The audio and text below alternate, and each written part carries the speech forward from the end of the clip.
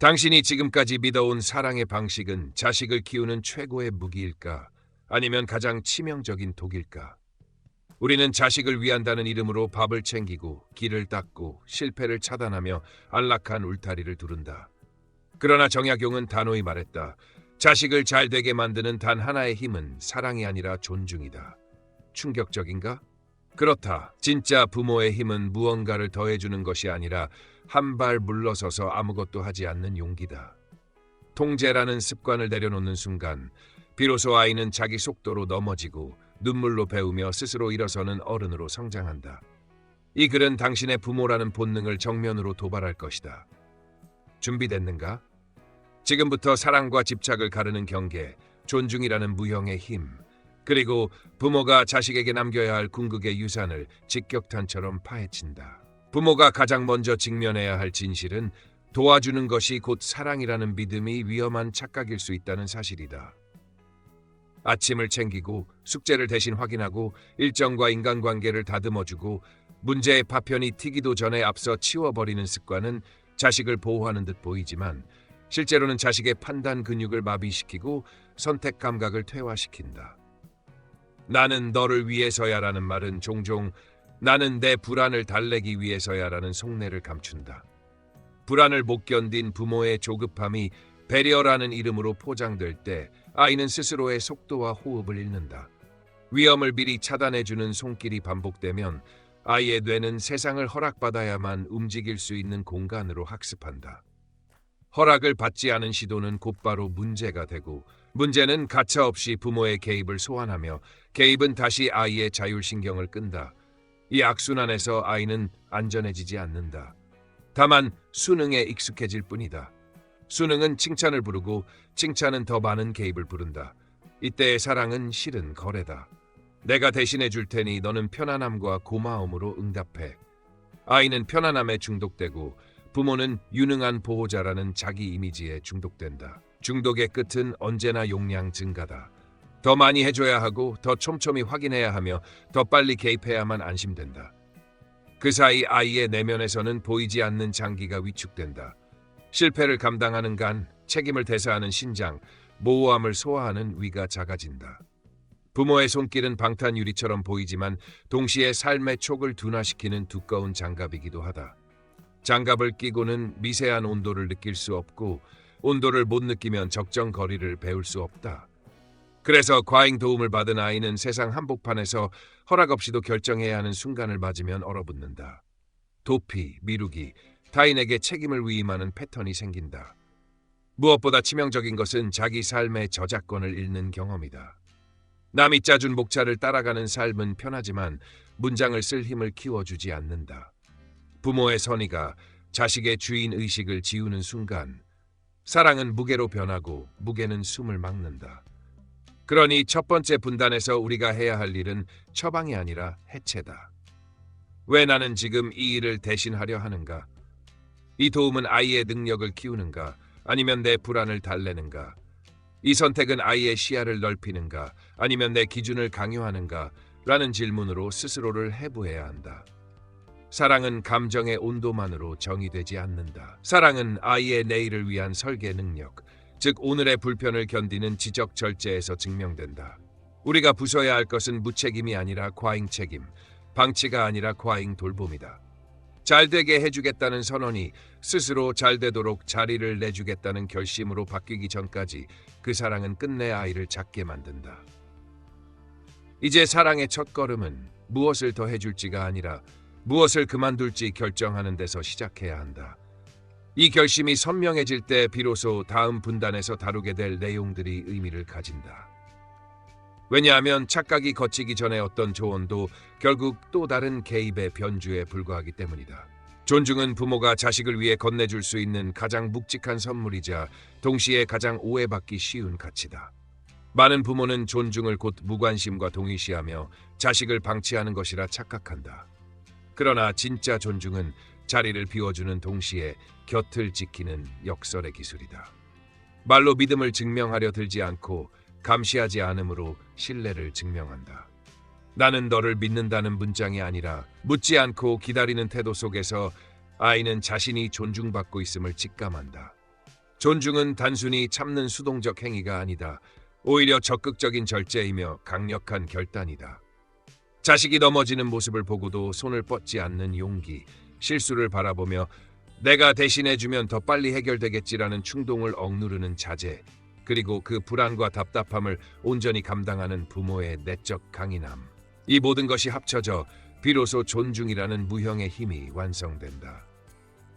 존중이란 자식이 자기 템포를 지킬 수 있도록 부모가 한 발 뒤로 물러서는 것이며 그 물러섬 자체가 곧 가장 강력한 교육 방식이다. 왜냐하면 아이는 언어보다 태도를 먼저 학습하기 때문이다. 부모가 아무리 입으로 스스로 하라고 외쳐도 실제로는 끊임없이 간섭하고 개입한다면 아이는 말이 아니라 행동이 진짜 기준임을 알아차린다. 아이는 부모의 입에서 흘러나오는 교육적 언설이 아니라 부모의 무언의 태도에서 삶의 원리를 배운다. 그렇기에 존중은 소음이 아니라 침묵에서 자란다. 무수한 조언 대신 눈빛으로 지켜보는 태도, 설명 대신 시간을 견뎌내는 기다림, 평가 대신 다시 일어설 기회를 주는 선택. 이때 아이는 자기 삶을 스스로 살아갈 자격을 부여받았다고 느낀다. 존중은 아이의 자율성을 해치지 않으면서도 부모의 존재감을 각인시키는 유일한 방식이다. 물질적 지원은 사라질 수 있고 사랑의 표현은 때로 오해될 수 있지만 존중의 태도는 아이의 무의식의 뿌리처럼 남아 평생을 지탱한다. 그것은 돈보다 오래가고 사랑보다 묵직하며 권위보다 강하다. 부모가 자식을 존중한다는 것은 결국 나는 내 삶을 대신 살지 않겠다는 선언이다. 이 선언이 이루어질 때 아이는 비로소 독립적 존재로서 자신을 증명할 수 있는 무대를 얻는다. 그리고 그 무대 위에서 넘어지고 다시 일어서는 과정을 통해 진짜 성숙에 다가간다. 존중은 이렇게 아이의 성장 여정을 완성시키는 최후의 촉매제다. 부모가 할 수 있는 수많은 교육적 시도 중에서 오직 존중만이 아이를 끝까지 자라게 한다. 그것은 보이지 않는 울타리이자 무형의 안내선이며 침묵 속에 가장 크게 울리는 가르침이다. 부모가 길을 닦아주는 순간 아이의 선택지는 줄어들고 판단의 근육은 사용되지 않은 채 위축된다. 선택은 결과를 고르는 행위가 아니라 정보를 수집하고 대안을 비교하며 자신의 기준을 세운 뒤 책임을 감수하는 전 과정이다. 그런데 어른이 앞서 안전한 길을 지정해버리면 아이에게 남는 건 고작 지정석에 앉는 수능뿐이다. 허락을 받아야만 움직일 수 있다는 학습은 내적 나침반을 녹슬게 만든다. 오늘의 사소한 결정, 무엇을 먹을지, 누구와 어울릴지, 남은 시간을 어떻게 쓸지를 스스로 처리하지 못하는 아이가 내일의 중대한 선택, 어떤 일을 할지, 어떤 사람과 함께 살지 앞에서 당당해질 리 없다. 선택의 권리는 실패할 권리와 분리될 수 없지만 여기서의 핵심은 실패 자체가 아니라 실패를 통해 자신의 판단 함수를 업데이트하는 경험이다. 부모의 역할은 정답지를 건네는 출제자가 아니라 사고의 공간을 확보해주는 설계자다.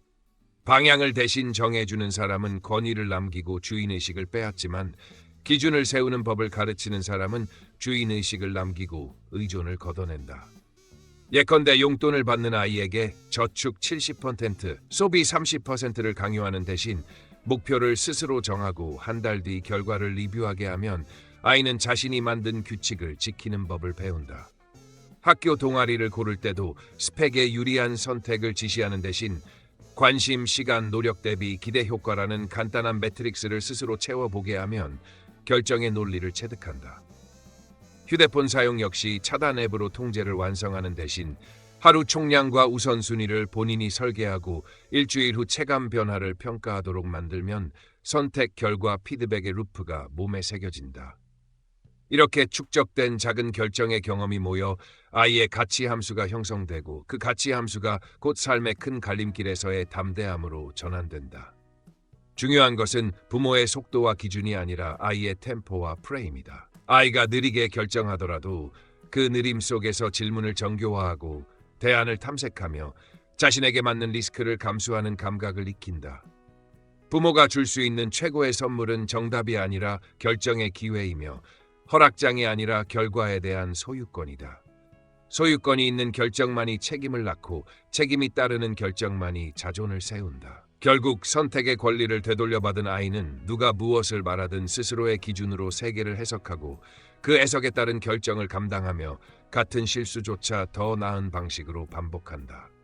이것이 자립의 실체이고 부모가 미리 닦아놓은 길을 거부할 용기이며 아이가 자신의 삶을 작품으로 서명하는 첫 순간이다. 부모가 가장 견디기 어려워하는 순간은 아이가 스스로의 선택으로 넘어지고 후회하는 장면을 목격할 때다. 본능적으로 손을 뻗고 싶고 대신 수습해주고 싶으며 더 나은 방법을 알려주고 싶은 충동이 솟구친다. 그러나 바로 그 불안과 답답함을 부모가 감내하지 못하는 순간 아이는 자기 삶을 온전히 살아갈 권리를 잃는다. 실패는 단순한 사건이 아니라 아이의 내면을 단련하는 고유한 훈련 과정이다. 시험에서 낙제하고 친구 관계에서 어긋나고 목표를 이루지 못하는 경험은 아이를 무너뜨리는 것이 아니라 내가 무엇을 잘못했는지, 어떻게 다시 일어설 수 있는지를 학습하게 만든다.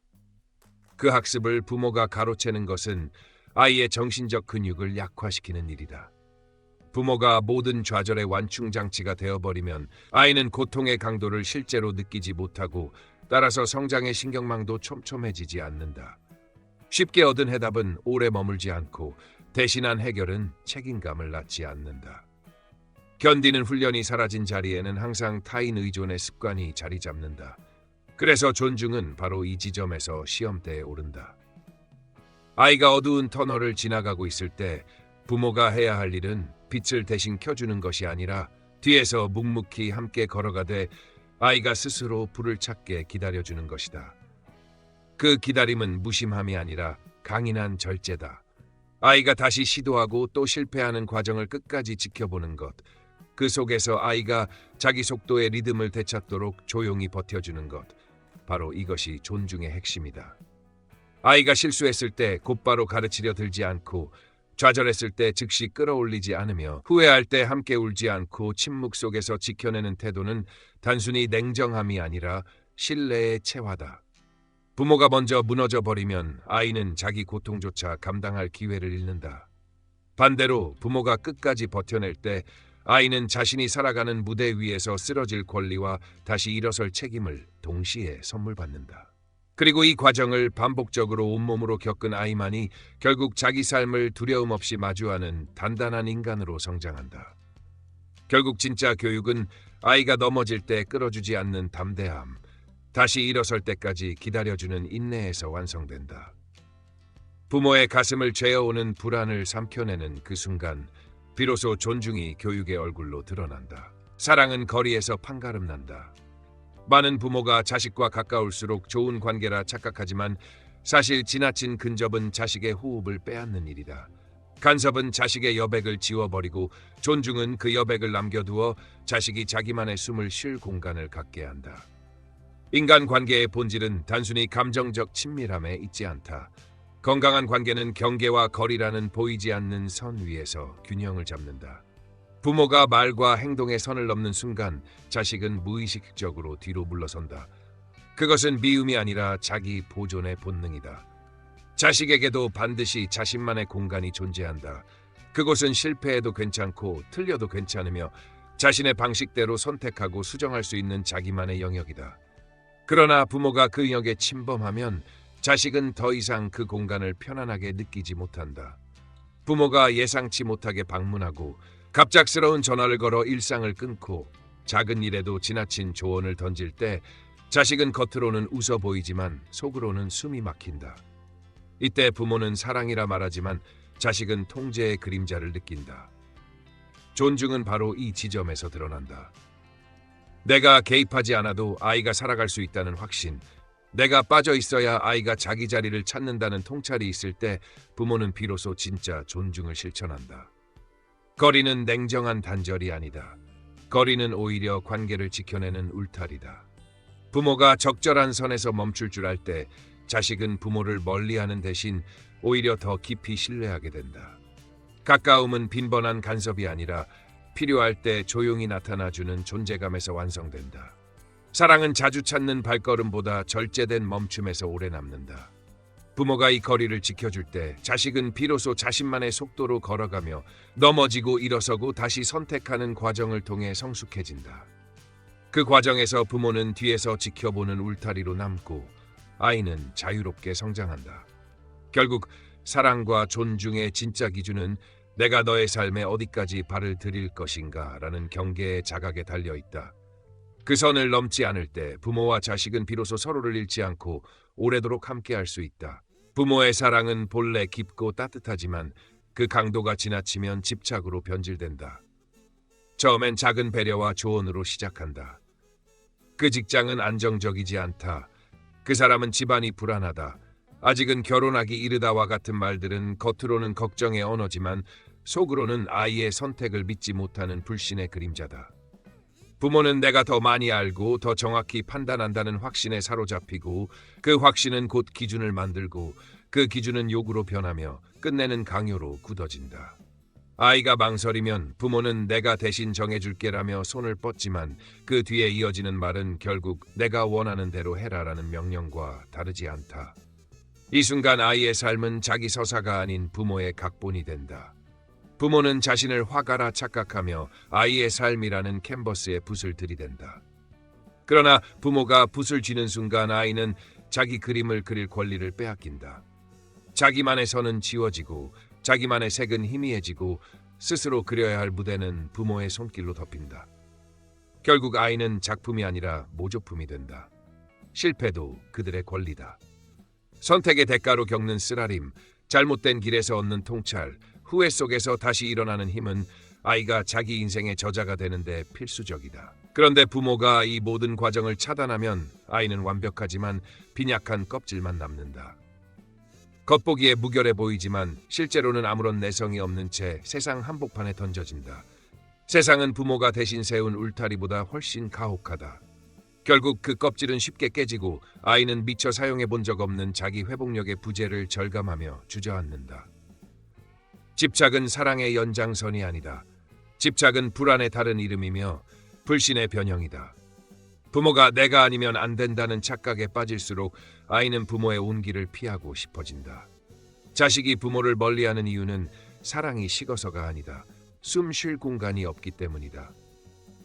겉으로는 웃으며 부모를 맞이하지만 속으로는 언제 가실까를 계산한다면 그것은 이미 사랑의 실패다. 진짜 사랑은 관계의 질서를 무너뜨리는 강박이 아니라 질서를 존중하는 절제다. 아무리 마음이 앞서더라도 그 마음이 자식의 자유를 짓밟는 순간 사랑은 더 이상 사랑이 아니다. 그것은 지배이고 통제이며 아이에게는 무게와 압박으로 남는다. 따라서 부모는 스스로에게 물어야 한다. 나는 지금 사랑하는가 아니면 집착하는가? 사랑과 집착의 경계는 의도에서 드러나는 것이 아니라 결과에서 드러난다. 그 결과가 아이를 작게 만들고 숨 막히게 한다면 그 순간의 마음은 설령 애틋해도 사랑이 아닌 집착일 뿐이다. 부모가 자식을 위한다며 끝없이 무언가를 해주려는 순간 사랑은 힘을 잃고 오히려 장애물이 된다. 진짜 사랑은 채워주는 것이 아니라 비워주는 데서 시작된다. 아이가 넘어질 때 달려가 손을 붙잡아 일으키는 것이 아니라 그 자리에 머물러 아이가 스스로 일어나도록 기다리는 것이 훨씬 더 큰 힘을 발휘한다. 부모가 무엇을 더 주려 애쓰기보다 아무것도 하지 않고 곁에 머무는 것, 바로 그 무위의 태도가 아이에게는 가장 강력한 울타리이자 안전망이 된다. 비워주는 용기란 단순히 손을 놓는 것이 아니라 마음 깊은 곳에 불안을 삼키는 행위다. 아이가 실수를 반복하고 후회에 빠지고 좌절을 겪을 때 부모는 그 장면을 고통스럽게 바라보면서도 개입하지 않는 선택을 해야 한다. 그 침묵이 아이에게 전해지는 메시지는 명확하다. 너의 삶은 내 것이다. 나는 네가 해낼 수 있다고 믿는다. 이 신뢰의 메시지는 말로 가르치는 100마디 교훈보다 훨씬 더 깊이 아이의 심장에 새겨진다. 부모가 개입하지 않는다는 것은 무관심이 아니라 오히려 가장 철저한 사랑이다. 개입은 순간의 불안을 잠재울 수 있지만 아이의 자립을 앗아간다. 반대로 비워둔 자리는 아이가 자기 힘으로 채우게 만든다. 그 채움의 과정에서 아이는 책임을 배우고 자유를 체득하며 자기만의 기준을 세운다. 비워주는 용기를 지닌 부모는 아이의 삶을 조율하지 않는다. 대신 아이가 자기 리듬을 찾아갈 수 있는 공간을 마련한다. 그것은 마치 음악의 쉼표와도 같다. 쉼표가 없다면 멜로디는 단조롭고 숨이 차지만 적절한 쉼이 있을 때 음악은 깊고 아름다워진다. 부모가 비워두는 그 순간 아이는 처음으로 자기 호흡을 회복하고 자기 속도를 가진다. 비워주는 용기야말로 부모가 보여줄 수 있는 가장 위대한 헌신이며 동시에 가장 어려운 수련이다. 왜냐하면 사랑하는 만큼 개입하고 싶고 걱정하는 만큼 지시하고 싶기 때문이다. 그러나 그 마음을 눌러 참는 바로 그 절제가 아이를 진짜 어른으로 성장시킨다. 결국 부모가 자리를 지키는 것이 아니라 자리를 내어주는 순간 아이는 비로소 자기 삶의 주인이 된다. 실패의 권리는 자식이 반드시 누려야 할 인간적 권리다. 부모가 아무리 선의를 갖고 있다 해도 아이의 실수를 대신 지워주는 순간 아이는 자기 삶의 가장 값진 자산을 빼앗긴다. 실패는 단순히 잘못된 결과를 의미하지 않는다. 실패는 스스로 내린 결정의 무게를 감당하는 훈련장이자 다시 일어서는 기술을 배우는 교실이며 자존을 형성하는 토대다. 부모가 그 과정을 막아버리면 아이는 겉보기에는 흠없는 삶을 살지만 실제로는 한 번도 자기 다리로 걸어본 적 없는 허약한 존재가 된다. 시험에 떨어지고 친구 관계에서 상처를 입고 목표한 바를 이루지 못하는 경험은 모두 치명적인 손실처럼 보인다. 그러나 바로 그 상처와 좌절이 아이의 내면을 단단하게 만든다. 실패가 주는 쓰라림은 다시 시도하려는 의지로 전환되고 후회의 통증은 선택의 기준을 정교하게 가다듬으며 잘못된 길에서의 경험은 더 나은 방향 감각을 길러준다. 그 어떤 이론서도 그 어떤 훈계도 대신할 수 없는 실전의 교훈이 바로 실패다. 부모가 실패를 막아주면 아이는 안전해지는 것이 아니라 무기력해진다. 문제를 부모가 대신 풀어주고 갈등을 부모가 대신 수습하며 길을 부모가 대신 정리해준다면 아이는 결국 삶의 중요한 순간마다 누군가가 대신해주기를 기다리는 어른으로 자란다. 실패할 권리를 빼앗긴 아이는 책임을 질 기회도 잃는다. 책임은 실패와 함께 자라나는 법이다. 선택을 했기에 실패하고 실패했기에 책임을 져야 하고 책임을 졌기에 자존을 갖는다. 부모가 그 연쇄 고리를 끊으면 아이는 겉으로는 수능적이고 착한 듯 보이지만 속으로는 자기 기준도, 자기 결단도, 자기 자부심도 없는 공허한 어른이 된다. 실패를 허용하는 것은 사실 부모에게 더 큰 시련이다. 아이가 무너지는 모습을 지켜보는 고통, 내가 조금만 도와주면 되는데 라는 유혹, 차라리 내가 대신 짊어지겠다는 충동을 억누르는 고통. 그러나 바로 그 고통을 견디는 부모의 침묵 속에서 아이는 비로소 자립의 첫 호흡을 한다. 실패는 자식의 권리이자 부모의 훈련이다. 부모가 그 권리를 인정할 때 아이는 삶의 무대 위에서 주저앉는 대신 다시 일어서는 법을 배우고 결국 자기 삶의 저자가 된다. 실패를 빼앗긴 아이는 평생 남의 각본에 의존하지만 실패를 경험한 아이는 비로소 자기 서사의 첫 장을 쓸 수 있다. 첫째, 묻기 전에 기다릴 것. 정보는 부모가 캐내는 것이 아니라 아이가 스스로 꺼내도록 설계해야 한다. 일상에서 10분 지연 규칙을 적용하라. 궁금증이 올라와도 최소 10분은 묻지 않고 관찰한다. 대화는 침묵 70%, 발화 30%를 유지하고 질문은 조언을 유도하는 닫힌 질문 대신 지금 내가 중요하게 보는 건 뭐야? 어떤 선택지가 있었어? 내가 정한 다음 스텝은? 과 같은 개방형 산문으로 제안한다. 안부 전화 메시지는 주일에 예고형 체크인으로 고정하고 비예고 간섭을 끊어라. 자녀가 먼저 말문을 열도록 메모 브리지 전략을 쓰되 부모는 조언을 메모로만 적어두고 즉시 말하지 않는다. 아이가 요청할 때만 그 메모를 공유한다. 절대 금지 문장, 밥은 먹었니? 왜 그랬니? 내 말대로 하지 그랬니?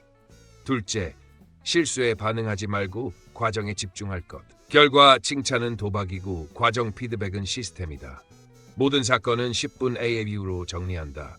1. 무엇이 일어났나? 2. 왜 그렇게 선택했나? 3. 무엇이 작동했고 무엇이 안 됐나? 4. 다음에 뭐가 달라져야 하나? 칭찬은 성향이 아니라 전략을 겨냥하라. 너 똑똑하네. 네가 시간 블록으로 쪼갠 전략이 먹혔네. 실수 보고 시 듣기, 라벨링, 리프레이밍 3단계를 지켜라. 지금은 실수로 보이지만 내 가설을 검증한 데이터야로 맥락을 바꿔준다. 감정이 격해지면 24시간 디폴트, 하루 뒤에만 피드백한다. 결과 면죄부, 결과 훈계 모두 금지. 오직 가설, 실험, 피드백의 루프만 남겨라. 셋째, 작은 것부터 맡길 것. 책임은 근력이다. 111 위임으로 시작하라. 집안일 한 주 2회 세탁 전 사이클 전 처리. 시간 관리 한계. 주간 일정 본인이 생성 공유. 약속 한계에 병원 예약 이동 결제 풀사이클. 자율 사다리 4단계를 적용하라. D1 관찰, 부모 시연 아이 관찰, D2 동행, 아이 수행, 부모 동행, D3 아이 단독 수행, 부모 후기 점검, D4 위임, 아이 단독 수행 자체 평가 월말 리포트. 지원 강도는 55-50 규칙, 문제 제기는 5분 질문, 아이가 막히면 15분 자료 찾기 힌트만, 50분이 넘어가면 아이가 스스로 구조를 재설계하게 한다. 모든 위임 과제에 표준 작업 절차 대신 학습 관찰 포인트를 두어 정답 절차가 아니라 관찰해야 할 신호를 명확히 하라. 세탁, 섬유 라벨 확인, 색 분류 기준, 세제 계량 근거. 위임 성과 평가는 완성도보다 반복성, 독립성 지표로 측정하라. 부모 도움 0회, 리마인드 0회, 시간 품질 변동성 감소. 넷째, 비교하지 말 것. 비교는 동기를 낳는 대신 자기 혐오를 키운다. 외부 기준을 개인 기준표로 치환하라. 능력, 현재 레벨, 노력, 시간 집중도, 전략, 3열 매트릭스로 전주 대비 1% 개선을 체크한다. 성적표 랭킹은 참고 자료로만 취급하고 의사결정은 항상 개인 기준표를 우선한다. SNS 사교육 정보로 인한 비교 트리거를 줄이기 위해 주 2일 입력 단식 보톡스를 고정하고 그 시간에 자기 프로젝트 로그를 작성한다. 비교가 튀어나오는 순간 즉시 문장 교체. 남들은 벌써 나는 이번 주에 무엇을 작게 개선했나? 저 친구는 내 전략 중 교체, 유지, 추가할 것은 무엇인가? 칭찬, 지적 모두 타인 대비 금지. 자기 전진만 허용하라. 지난달 너와 비교했을 때 달라진 점은 이거야. 이 4가지 원칙을 일상 루틴으로 굳히려면 주간 30분 가족 리트로스펙티브를 열고 기다림 준수율, 과정 피드백 횟수, 위임 과제 독립지표, 비교 언어 발생 건수, 보드의 수치로 시각화하라. 규칙 위반 시 부모가 먼저 시정안을 낸다. 이번 주 나는 질문을 5번이나 앞질러 던졌어. 다음 주엔 질문 전 타이머 10분을 켤게. 원칙 준수의 최종 목표는 부모 없이도 균형이 무너지지 않는 구조다. 아이의 하루가 부모의 개입 0으로도 굴러가면 그때가 진짜 성장의 분기점이다. 부모가 자식에게 남길 수 있는 최고의 유산은 돈도, 조언의 목록도, 화려한 인맥도 아니다. 그것은 존재 방식이다. 필요할 때 조용히 나타나고 그 외의 시간에는 삶을 방해하지 않는 절제, 묻지 않아도 느껴지는 신뢰, 지시 대신 기준이 되는 품격, 곁에 있으되 자리를 차지하지 않는 태도. 아이가 지치고 흔들릴 때 마음속에 먼저 떠오르는 얼굴이 부담이 아니라 온기가 된다면 그 부모는 이미 유산을 남겼다. 아이는 그런 부모의 방식에서 삶의 리듬을 배운다. 선택 앞에서 자신의 기준을 불러오고 어려움 앞에서 책임을 떠올리며 실패 앞에서 다시 시도하는 용기를 복귀한다. 부모가 앞장서지 않았기 때문에 아이는 자신의 발걸음을 신뢰하고 부모가 침묵했기 때문에 자기 목소리를 들을 수 있었으며 부모가 물러섰기 때문에 자신의 자리를 발견했다. 진짜 유산은 눈앞이 아니라 내면에 쌓인다. 부모의 말은 잊혀도 태도는 습관이 되고 습관은 성향이 되며 성향은 결국 운명이 된다. 그러므로 성숙한 부모는 마지막에 이른다. 혹시 네가 필요하면 언제든 와라. 단 한 문장을 남기고 물러서는 결단. 그 결단이 아이에게는 세상에서 가장 큰 안전망이 된다. 그때부터 아이는 부모가 없는 자리에서 스스로를 세운다. 의존 대신 자립이, 불안 대신 책임이, 허락 대신 자기 결정이 그 자리에 뿌리 내린다. 부모는 눈에 보이는 해결사가 아니라 보이지 않는 북극성으로 남고 아이는 그 불빛을 참고하되 스스로의 항로를 그린다. 시간이 흘러도 사라지지 않는 힘은 가르침이 아니라 모범, 간섭이 아니라 경계, 사랑의 과잉이 아니라 사랑의 거리에서 나온다. 오늘 결심하라. 존재 방식으로 유산을 남기겠다고. 말수는 줄이고 평가의 혀는 접고 방문은 예고로 바꾸고 조언은 정이 있을 때만 꺼내며 무엇보다 아이의 삶을 대신 살고 싶은 충동을 매번 자신에게서 걷어내겠다고. 그러면 언젠가 아이가 가장 보고 싶은 순간, 가장 두려운 밤, 가장 벅찬 아침에 떠올리는 얼굴이 될 것이다. 삶에 간섭하지 않지만 마음속에 늘 남아있는 사람, 그 사람의 방식 자체가 유산이었음을, 그 유산 덕분에 자신이 자기 인생의 주인이 되었음을 아이가 조용히 증명할 것이다. 끝까지 함께해 주셔서 감사합니다. 오늘 우리가 나눈 이야기는 단순한 육아의 기술이 아니라 세대를 넘어 울려 퍼질 삶의 태도입니다. 사랑은 때로 지나치기 쉽지만 존중은 언제나 부족하기 쉽습니다. 그래서 진짜 부모의 용기는 손을 잡는 것이 아니라 손을 놓는 것에서 증명됩니다. 여러분이 지금 내리는 작은 결단 하나가 자식의 평생을 바꿀 수 있습니다. 이 영상이 마음에 울림을 주었다면 구독과 좋아요, 알림 설정으로 지혜의 지도와 함께 더 깊은 통찰을 이어가시길 바랍니다. 당신의 존중이 결국 자식의 가장 큰 날개가 될 것입니다.